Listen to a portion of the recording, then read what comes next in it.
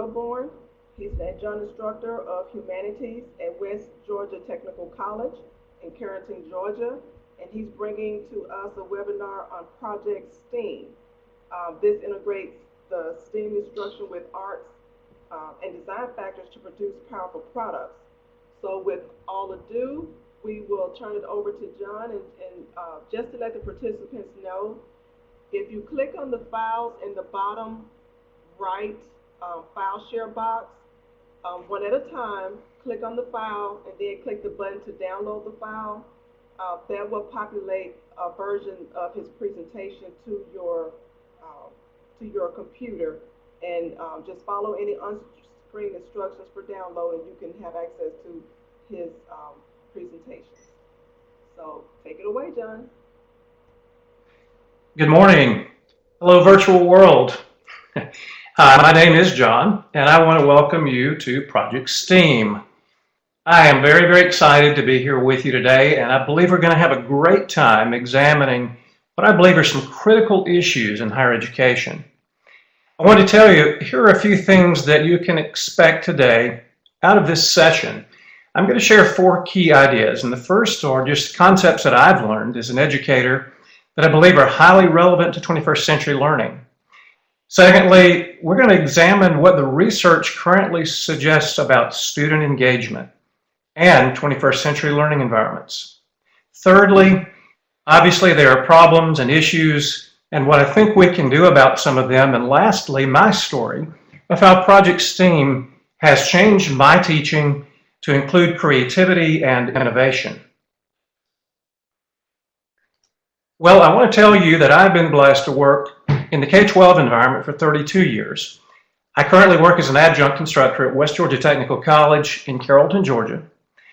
And just to give you a background, my teaching roles have included being a choral director, general music teacher, music technology teacher, obviously an adjunct instructor at the University of West Georgia, as well as West Georgia Technical College, and I've been a music pastor.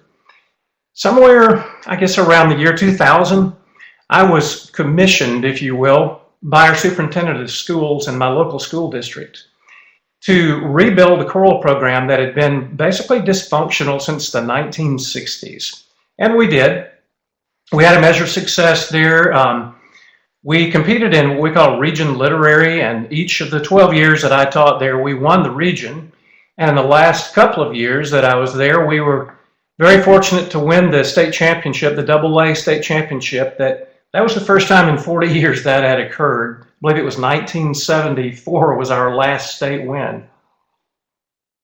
Those were great, and I've enjoyed that, and now I'm working in an environment that I look forward to. I'm teaching at West Georgia Technical College. One of the things about me that's important to know is I've always dreamed of being a difference maker. And part of that story is around 2007, I was actually giving a test to a group of adults in my evening class, and I was proctoring their test. And I began to look over a journal article in music education. It stated how poorly that we were doing, which was not fun to hear. And I began to, at that time, have what I call an aha moment. Hopefully we've all had those. About a decade or so ago, I realized that a lot of my students I was teaching were what we were calling them consumers. They were not producers. And I realized not all the students in my classes were performers, even though they were in a performing class. At that point, I started processing to develop what I dreamed of being an intro to music tech program. I began to develop it conceptually, and ended up with teaching 4 levels by the time I left that school system. Essentially, I developed a multimedia production lab with an emphasis on the fine arts. I was teaching, and as you'll love this, a Mac lab and a PC lab environment. But over the course of 8 years, we funded our way through local grants and industry and even a local educational foundation. And I began to see myself make a shift in my instructional style from what Alison King described as being an expert. She called it a sage on the stage. To that of being what we know now as a facilitator or a guide on the side. I'm telling you, this shift was monumental for me And if you've been there, you know what I mean, I hope. And I began to view my students from their learning perspectives more than at any other time I had as an instructor. Now, I've had other aha moments. This beautiful set of pictures here are my most recent aha moments. This was with the birth of our grandchild, Brooklyn. I really wanted to play her videos, but that was not allowed. And as you can tell, she is obviously the cutest child that's ever been born. So please don't disagree. Well, back to the point at hand. Let's look at some things I think we've all encountered. We still see this a lot. It's Benjamin Bloom's taxonomy of educational objectives. You know, it's a six-category framework, and he developed it, I believe, in the 50s, and in 2001, it became a dynamic classification system that moved from nouns into verbs. Our goal, really, as educators, is we want to take Bloom's concepts to move students from the basics to the higher levels of learning, which now are known as analyzing, evaluating, and creating. We'll get to the creating side shortly. We all know that from years of education that we really want to get our students at whatever age fully engaged in learning. The problem is we know what to do, we don't always know how to do it, because what to do and how to do are really not synonymous terms. Project S.T.E.A.M comes in at this point. S.T.E.A.M, I'll tell you about in just a minute, is an acronym, and it stems from my work with music technology. That's specific to Bloom's technology. I started using project-based learning and problem-based learning. These two factors have radically changed my approach to instruction, and I would say they've created a new energy and a passion in learning in my students as well.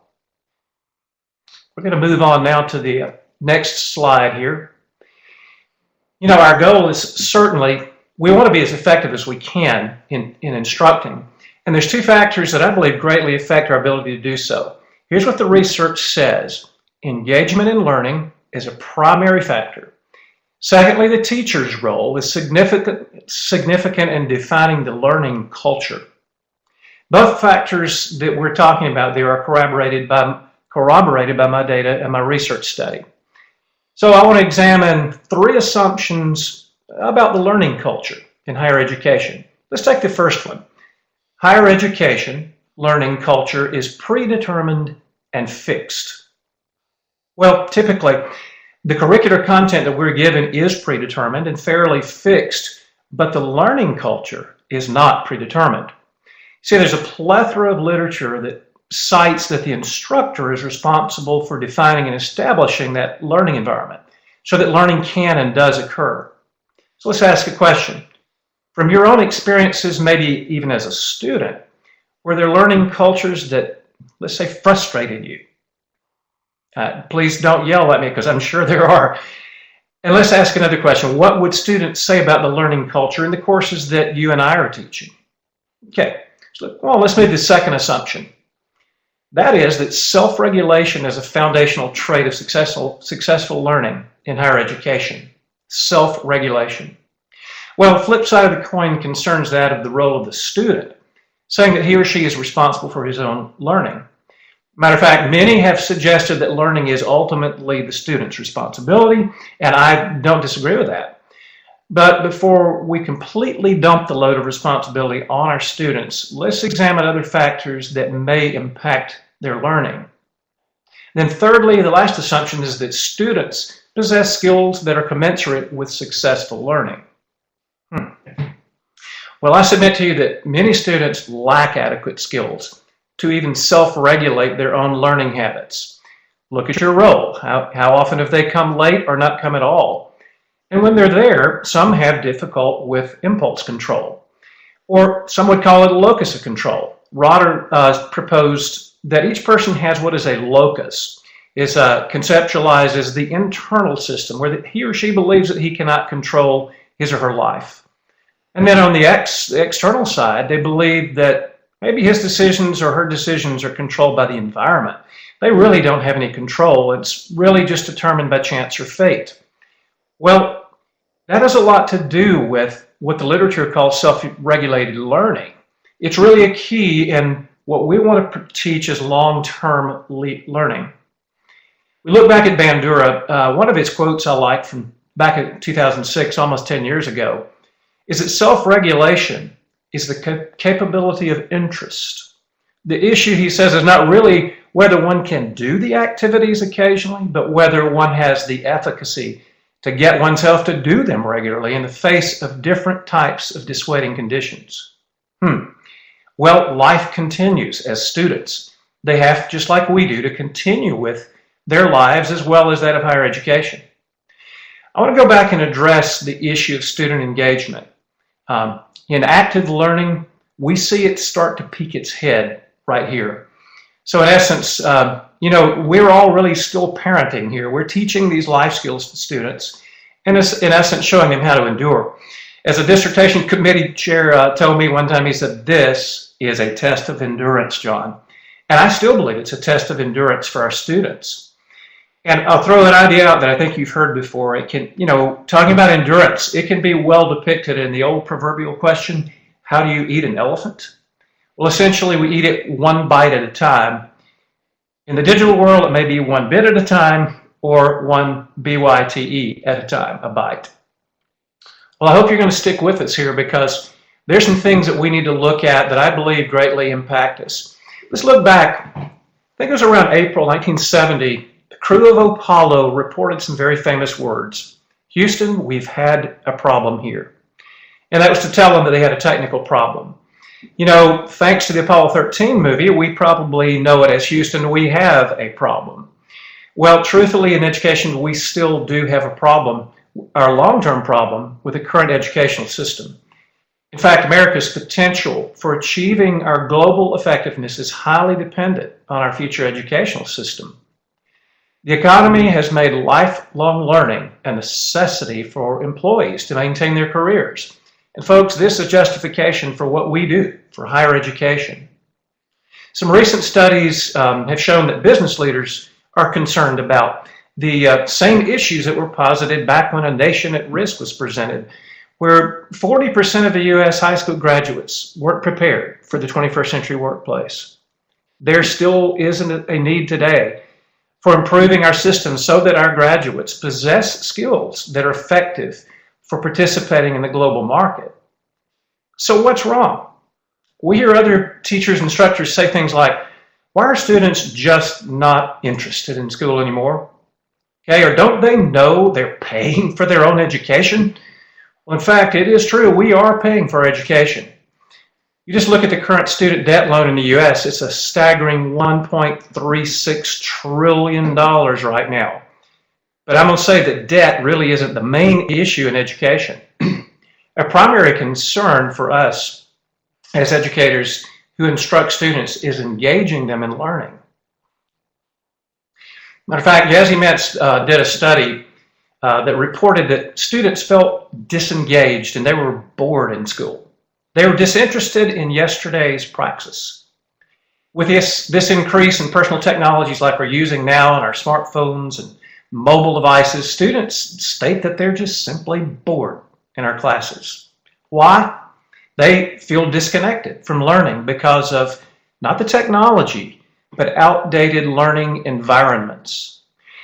I believe one of the biggest issues that you and I are facing is simply getting students engaged in learning processes, finding what piques their interest and getting them to want to perform above and beyond what is required.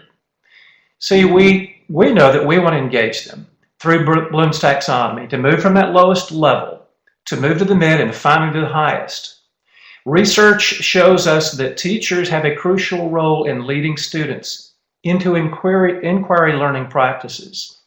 We face it, every day our students simply sometimes are not engaged. And when they're not, I feel like I have failed, and maybe you do too. We feel like we're failing to help them reach their potential. There are myriad reasons that are cited in the research for this disengagement in learning. And I propose that we have to look into the mirror to determine some of the answers as to why they're not performing well. Well, let me point to a creativity expert whom you probably know of, Ken Robinson.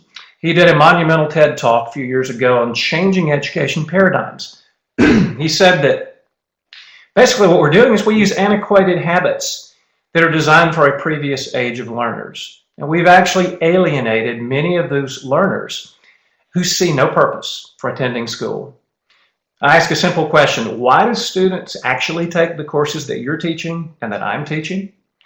Well, it's by design. We say if you want to earn a degree, this is the course that is required. Or in my case, this is the elective that counts towards your degree. Because the past mindset was this: go to work, work hard in school rather, then just do well, you'll go to college, and then you'll get a good job. Well, Robinson challenges us, and I say, who is it that we are currently teaching in our courses most often? I propose that most of them are born after 1982, and that puts them into the millennial count. And these guys don't learn the same way that some people who prior to this age learned. They are very different. In my doctoral study, I pursued an understanding of how the 20th century, 21st century core curriculum teachers who were doing well implemented 21st century learning skills. And I wanted to understand the nature of these neo-millennial learners because I felt like it was central to understanding how we teach them. Well, the neo-millennials have very unique learning traits. For example, they like real-world learning, things that they can pertain to. They like using problem-based learning.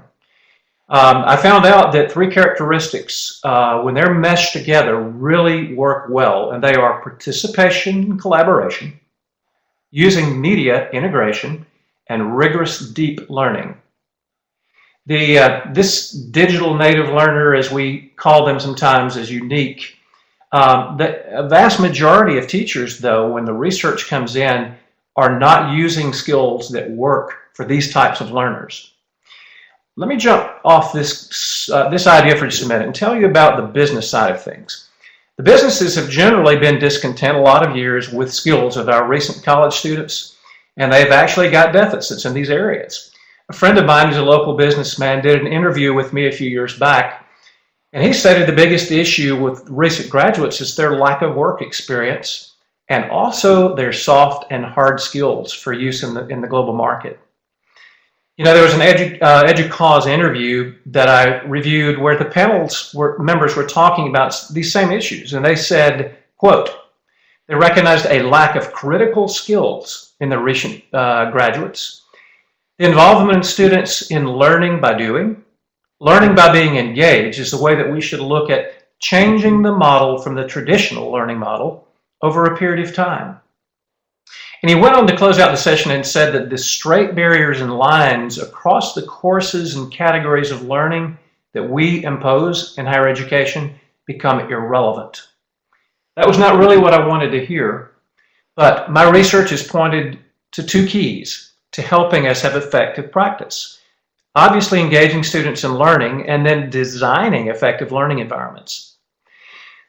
I have a recent meta-analysis by Velo, and he suggested that problem-based learning gives students greater satisfaction than almost any other type of instruction. And in this type of environment, the students learn thoroughly when the problem-based learning designs and production processes include multimedia activities, and where their problem-centered teamwork occurs so that they're socially connected, they have their hands on, they're active, and they have contextualized learning. And I went on to say that we need to prepare students to become not just A and B students who do well on the test and then graduate, but are you ready? We are to prepare them to be innovators and creators. Wow. We need to engage in a paradigm shift to promote an integrated model of learning that includes these neo-millennial learning styles. Well, let's look at my favorite leadership author is John Maxwell, and he stated something about our teaching and learning experiences. You've probably heard him if you know of him. He says, we've all heard experience is the best teacher, but it's simply not true. Experience is not the best teacher. Evaluated experience is the best teacher. Reflective teaching and actually thinking is something that's needed to turn our experience into insight. So I want to take his advice from a collective viewpoint, but let's begin with mine, since you can't talk and I can. I want to look at Project S.T.E.A.M. Project S.T.E.A.M actually stems from my recent work experiences, as I said, with music technology, project-based learning, and problem-based learning. I've taught hundreds of students to communicate creatively by incorporating STEM with the arts. And I've led them to use things, this multimedia software, to learn to edit audio and photography and video. Most recently, I taught at 4 levels at one time in a Mac lab and a PC lab. If you want to talk about getting some teaching experience, here you go. Well, you know, the teachers, the researchers out there are telling us that we've got to prepare these guys to move beyond the basics, what Bloom called the basics, moving up the realm into becoming innovators and creators. Well, I realized about a decade ago that, as I said, many of my fine arts students were just consumers. They weren't producers. And they didn't feel like they were necessarily great performers. As the instructor, I was the expert, and the students knew that. But my learning was just beginning. I began to shift my instructional style from that of an expert to a facilitator. Why? Well, here's why. The research poses that the teacher-facilitator learning models promote things in students such as self-reliance, deeper learning, independence, in settings where they can create things authentically. That was an environment I wanted. They wanted to use real-world events and strategies that had these open-ended complexities, not just the answer in the back of the book. And I knew that that's something I wanted to do, and this information actually confirmed my suspicions. So I began to engage my students in project-based learning as soon as I could, because I wanted to see them engaging in learning and increasing their skill sets. A recent meta-analysis on the project-based learning confirms that it provided a robust positive effect on the skills of students. You know, if you know about meta-analyses, those are things that are studies from studies. Sometimes hundreds of studies are compiled. I want to move on now. Let's look at, let's see, I believe I may be one ahead or behind. Let's go here. There we go. Let's look at the rationale for connecting STEM and art. My music technology goals have strategically been aligned with 4 of the ABET Accreditation Board for Engineering Technology skill sets that they believe make effective engineering. And these were teamwork, problem solving, communication, and lifelong learning, which I'm going to refer to as just real-world learning. They're aligned with 21st century skill sets that I see and that people like Velo did in their meta-analyses, where students had greater learning satisfaction and much more than the traditional learning environments. They were engaged in multimedia activities and loved it. Let's state it again. I believe that one of our biggest issues in higher education is a lack of student engagement. I'm constantly challenged to determine how to inspire my students to go above and beyond the basics and not doing merely what is required. Can I get an amen? So how do we do that? Research suggests that we've got to prepare them to become innovators and creators. So please don't exit at this point. I believe we can come to some resolution here. A key finding in my doctoral study was that we must teach learning and innovation skills. Well, what are those? These are a set of skills that are content neutral, that exist outside traditional course-level content knowledge bases. The Partnership for 21st Century Learning, or P21, identified years ago foundational pillars in the 21st century learning skills, and the umbrella included learning and innovation. Schrader and Lawless have said that learning and innovation are skills that are separate and that separate students who are prepared for increasingly complex life and working environments with those who are not. We all know we have the students who seem to be those who are and those who won't. Secondly, they came up with the 4 C's, and here is the essence of this session. The 4 C's were creativity, critical thinking, communication, and collaboration. And they have defined them as essential skills for the global arena. In the Global Achievement Gap, Tony Wagner, who's an expert in residence at Harvard Innovation Lab, identified 7 survival skills that students have to master in order to get a good job in what Friedman called the new flat world. And here are the 7 skills: critical thinking and problem solving, collaboration across networks, agility, ability, initiative and entrepreneurialism, effective oral and written communications, accessing, analyzing information, and, are you ready, curiosity and imagination. Well, I found convergence with the 21st century learning and innovation skills among various researchers, such as P21, but also Lemke and others, and Tony Wagner. Back in a few years, I think it was 2011, Wagner suggested that there was not really a fully accepted set of content neutral skills that were yet available or in existence. But educators need to teach these skills outside of our subject mastery zones. Well, there have been others who have identified the subject learning skills. Because of the shortness of our time here, we can only focus on two things. Let's talk about critical thinking, and let's talk about creativity. You know, these two factors may appear to be distantly positioned or diametrically opposed to one another, but a lot of the research is out there regarding critical thinking. I mean, there's no debate about its importance. So I want to define critical thinking and then creative. Critical thinking involves things like logical thinking, reasoning, using skills such as comparing, deducing and using inductive reasoning, hypothesizing and critiquing. These are concepts that are core to higher education learning settings. But let's look on the right side. What does creativity and creative thinking look like? Well, Runco said that creative thinking involves creating something new or original. It involves flexibility, originality, brainstorming, modification, metaphorical thinking, where the aim is this: to stimulate curiosity and to promote divergence. Curiosity and divergence. Well, in my dissertation, I took a qualitative collective instrumental case study, and I was trying to determine how teachers had their attitudes as experienced teachers towards 21st century learning goals like these, and to figure out their self-efficacy in actually teaching these type skills. Well, by early 2013, this theoretical gap was still there because no salient research studies had been specifically probed into this phenomenon.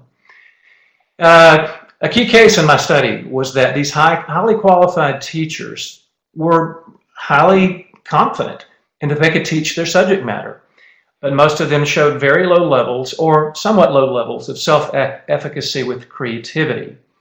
And by digging in, I found out they didn't really feel all that creative, or they felt they didn't have time to engage students in those assignments because they just had so much to teach. Well, if we look at the learning styles of our learners that we have now in our classrooms, these guys have unique learning preferences.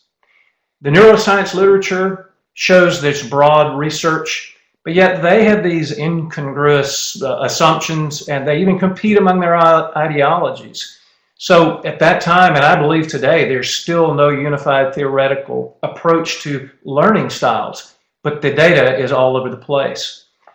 What isn't clear is the extent to which we as higher education instructors involve students in creative thinking.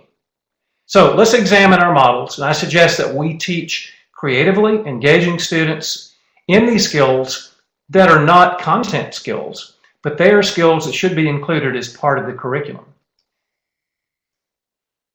Okay, we are getting there. Looking back at the 4 C's identified by the P21 folks, let's look at creativity. There's this side-by-side comparison of 4 C's with innovation skills. There's a precarious deficit in their data in the area of creativity and innovation. That was not surprising to me at all. As a researcher, I wanted to understand how to recognize creativity and innovation in instruction. So what is creativity?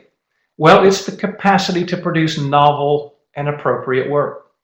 Or innovation, what is it? It is the realization of new ideas that result in the production of something that's valuable and is useful in the marketplace. For us in the classroom and as educators, what does that look like? Well, there's a plethora of theoretical perspectives. There were 4 approaches that I found to creativity. The 4th one is the one I want to focus on. It is the cognitive approach, where it's viewed as a thinking skill. Creativity is a thinking skill, and it's highly aligned with constructivism, which is something this model assumes that people are engaged in as constructivism. Our learning designs. Well, when we're teaching, these learning designs shouldn't just happen by chance. Our designs should be well aligned with research findings. When the learning design modules, whether they're online like this, or if they're in brick and mortar environments, we need to be aware of what I call disengagers. Remember, neo-millennials are those students that have been highly over-tested, and they generally sexualize our traditional education as irrelevant to what their needs are. I can't think of anything more deflating than to hear my instruction stated as irrelevant from my students. And I want to avoid this death sentence. I'm sure you do too. So let's look at some things that may help. By using brain-compatible learning strategies, Marcia Tate realized in an analysis of 200 studies, she found there were 12 characteristics that were predominant for use in cognitive learning styles that worked. You may be surprised by these. Number one, humor and smiling. Well, that means get rid of the don't smile till Christmas. Music, yay. Talking, wow. Role-playing, games, storytelling. Wow, storytelling is huge. Cooperation. And the why. Why are we doing this? What's the purpose and the objective? And the one that I believe that I focused on most recently is high challenge, but low stress. Ritual and novelty, which includes the creativity aspects of what we're doing. Movement. And positive and high expectations. What is... while I think about these 12, I realize we can't use all 12 at any one time, but we need to really think about these strategies and these environments where our brains are going to work best. If we look back at what Velo and some others did, he said we need to address and reframe our instructional course designs. Well, what does that look like? Traditional instructional modalities, what are they like? Well, they're typically lecture with convergent assessments. But in today's learning culture, when we employ these practices alone, they are anachronistic. Some would call them antediluvian. The research suggests that it's really outdated. That means we need to redesign our approach to instruction. And Ruzikin suggested that the 21st century assessments that we've been talking about were, quote, beyond the capabilities of most traditional assessment formats. So, wow. To involve students in 21st century learning, we can't test them the way we've always functioned in the classroom. Remember, these neo-millennial 21st century learners have been over-tested. They see what we're doing as irrelevant. And we know from the research that these students that we teach today have strong preferences in learning towards participative learning, technology, media, situated in collaborative learning, and in real-world environments. Well, what is the answer? I don't have the full answer. I wish that I did, or I would be a wealthy man. But I want to propose that we discover how we can individually harness the synergy that exists between the STEM subjects and the power of creativity that's found in artistic expression. We need to grow to become master 21st century teachers. Well, in her doctoral research, Dr. Nihal Ganai, who's the Executive Director of Teaching of Online Learning at our school, West Georgia Technical College, found that faculty involvement was key to successful online learning. And in the online environment, the role had to shift from what I've already described as traditional lecturer to that of a facilitator, the guide on the side. Move beyond doing what we typically have learned and maybe have done is just teach and test, lecture and test. The faculty has to not only possess but show a willingness to make a shift. Well, their new roles of shifting would include things like creating and designing and teaching online courses. This was confirmed in some of my research by Cornelius White, who suggested that effective teachers were student-centered. They were positive individuals who engaged the learners in thinking and in all of their learning. Well, the research is painting this broad picture of the master 21st century teacher. What does it look like? This type of teacher possesses a broad talent range. Did you say voila? Yes, greater than any previous generation. They're a master of pedagogical content as well as delivery, instructional learning designs, that meet the needs of the neo-millennial learners and people who can keep pace with emergent technologies. I don't know if that's even possible, but that's what the literature says. And has a plethora of commensurate skills that holistically meet the student's needs. Well, we go back to some models that have been around for a while when you look at holistic learning and holistic instruction. When we seek to employ this environment where we're teaching creativity and innovation, what we have to do is design our learning so that it actually meets those goals. So how do we do that? One is we've got to create a culture, a new culture that has creativity and participation. And we've got to design learning where students feel safe they feel empowered, they feel like they have some charge and ownership in their learning, they can take risks without the fear of failing, and they realize that the sage on the stage isn't the queen or the king at the front of the room. They are able to be taught in a unique way. And we could look at alternative ways of assessments, macro and micro levels, doing holistic transformation of our systems, not redesigning versus just retooling, and using our technology for things other than just displaying what we're teaching from a PowerPoint, really being student-centric, engaging them in higher order thinking, showing adaptability in our ways of teaching, giving students time to ask for help in our classrooms, working from a constructivist viewpoint where active learning takes place, and literally being a creative teacher.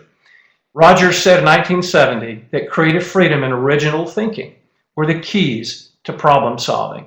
And our various researchers now are showing us a new design where students need to learn by brainstorming, using ideation and thinking from critical realms. Well, I know our time is of essence here. I'm going to close this out quickly, but I want to show you some of the instructional designs that I believe are specific to 21st century learning. We need effective designs, not just designs, but those that have these content-neutral skills that are needed. A way to incorporate our curricula while using these skills, using technology-enhanced learning, like I had in my room, project-based and problem-based learning, and a hard one for most of us is differentiating our instruction and our assessments and using collaborative learning. When students are differentiated, the research shows that they enjoy learning more. Ferguson said in 2011, without an appropriate ethos and pedagogy in place, a virtual learning world is nothing more than a technically complicated way of learners and teachers continuing to do what they were doing before. So the real question for me and for most of us is how to use what we have in our current situations and make that shift to include these new literacies that are being promoted for these millennial learners. For those of you who are interested in the theoretical side of things, I would like to point to my last slide. There are 5 theoretical positions I've taken, and a foundation for my research was founded in constructivism. And I think for all of us, the deeper question stems from how to not only teach creatively, but to assess. That is for another day and another dollar. But Silva said that teachers and instructors who are teaching these skills just basically need to determine what skills out of this set that you want to measure. What do you want them to be able to do? You make that decision and make the shift. So lastly, are you willing to make a shift or are you going to enhance your current model so it incorporates some of these 21st century skills? Will you strive, please, to stimulate curiosity and to promote divergence? If you will, your students will thank you for it. And I thank you for your time today. I appreciate you being here.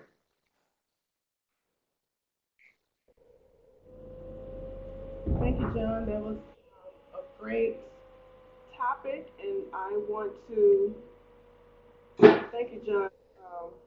That was a great topic, and I want to ask the audience if they have any questions for you. We've got about 5 more minutes in the session.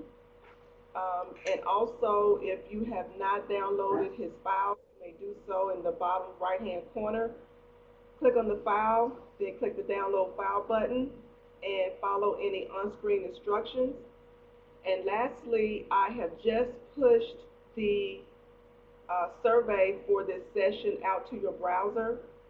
If you would literally take 30 to 45 seconds to fill that out for John, I know he'll appreciate that. So Absolutely. now I'll turn it over to John, and if anybody has any questions, we can address that at this time.